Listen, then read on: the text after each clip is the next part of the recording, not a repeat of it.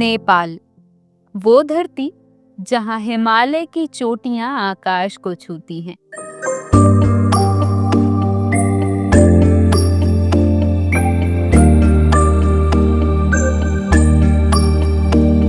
जहां हर पत्थर पर धर्म की परंपरा बसी है।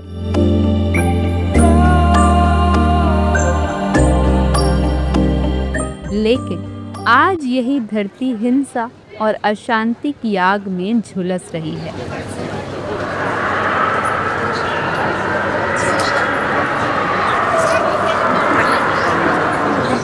सवाल उठ रहा है, क्या इस संकटग्रस्त नेपाल को फिर से कोई संकट मोचक मिलेगा? और क्या वो संकट मोचक वही है जो कभी इस राष्ट्र के राजा हुआ करते थे?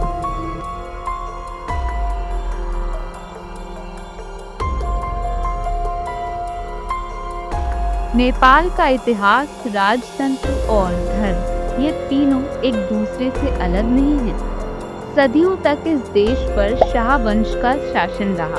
यहाँ राजा को सिर्फ एक शासक नहीं, बल्कि धरती पर भगवान विष्णु का अवतार माना जाता रहा है। लेकिन समय बदला और फिर सामने आया 2001 का राज दरबार हत्याकांड, एक ऐसा काला अध्याय जिसने पूरे राष्ट्र को हिला दिया। तब राजा वीरेंद्र और रानी ऐश्वर्या सहित शाही परिवार के 9 सदस्य शाही परिवार की एक सभा के दौरान हुई सामूहिक गोलीबारी में मारे गए थे।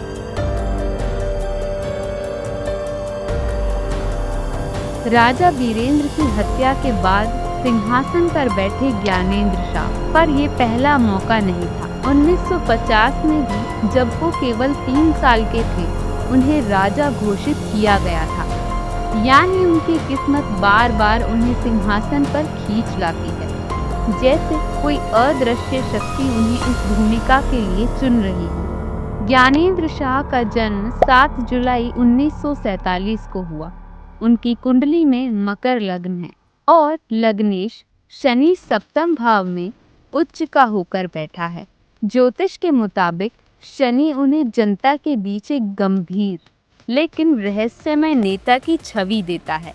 सूर्य और बुध मिलकर बताते हैं बुधादित्य योग। ये योग व्यक्ति को नेतृत्व, तर्क और अपार लोकप्रियता प्रदान करता है। चंद्रमा 9वें भाव में यानी धर्म और भाग्य से गहरा जुड़ाव। लेकिन राहु 5वें भाव में, यही वो ग्रह है जो अचानक सत्ता देता है और अचानक छीन लेता है। यही कारण है कि ज्ञानेंद्र शाह की जिंदगी बार बार अचानक मोड़ लेती रही। सिंहासन उनके पास आता भी है और चला भी जाता है। दोस्तों, नेपाल कभी दुनिया का एकमात्र हिंदू राष्ट्र था, लेकिन 2008 में राजतंत्र समाप्त हुआ और नेपाल एक धर्मनिरपेक्ष गणराज्य बन गया। आज जब देश हिंसा और अराजकता से जूझ रहा है, तब जनता के मन में फिर वही सवाल उठ रहा है, क्या नेपाल को अपनी पुरानी पहचान हिंदू राष्ट्र के रूप में वापस लेनी चाहिए?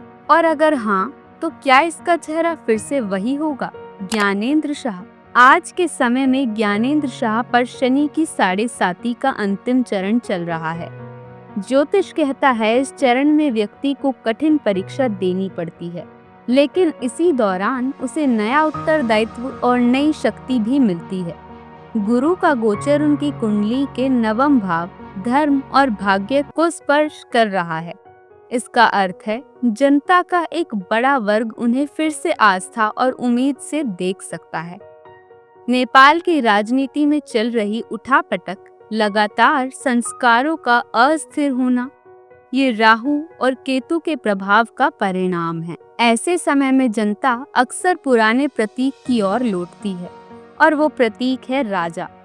लेकिन ये राजा अब शायद तलवार और सत्ता का नहीं, बल्कि धर्म और परंपरा का प्रतिनिधि बनकर उभरे। नेपाल संकट में है, जनता व्याकुल है, धर्म, राजनीति और परंपरा सब कुछ दांव पर है।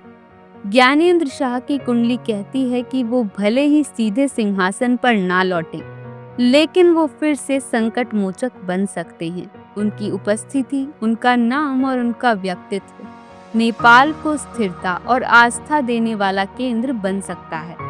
नेपाल में ज्ञानेंद्र शाह वो नाम है जो कभी 3 साल की उम्र में राजा बने थे, तो कभी रक्त रंजित दरबार कांड के बाद, और अब शायद तीसरी बार इतिहास उन्हें पुकार रहा है।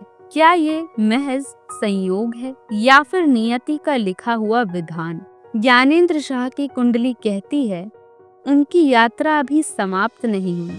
वो सत्ता में लौटे या ना लौटे, लेकिन उनके इर्द गिर्द जो ऊर्जा है वो नेपाल की आत्मा को बार बार पुकारती है। क्या ये संयोग है कि जब जब नेपाल संकट में डूबा, सिंहासन की ओर उनकी परछाई बढ़ी? शायद नियति उन्हें फिर से इतिहास के मोड़ पर खड़ा करने वाली है, पर ये वापसी कैसे होगी? एक राजा के रूप में या एक धार्मिक प्रतीक के रूप में? हिमालय की चोटियों पर बर्फ जमती रहती है, लेकिन नीचे बहती नदियां कभी नहीं रुकती। नेपाल का भविष्य भी वैसा ही है, रुकावटों और बर्फ के बावजूद बहती धारा की तरह आगे बढ़ने वाला। और शायद इस बहाव का मार्गदर्शन करने के लिए एक बार फिर ज्ञानेंद्र विक्रम शाह को बुलाया जाएगा। उम्मीद करती हूँ आपको ये कहानी और जानकारी पसंद आई होगी। ऐसे ही बने रहें सनातन गुरुज के साथ। धन्यवाद।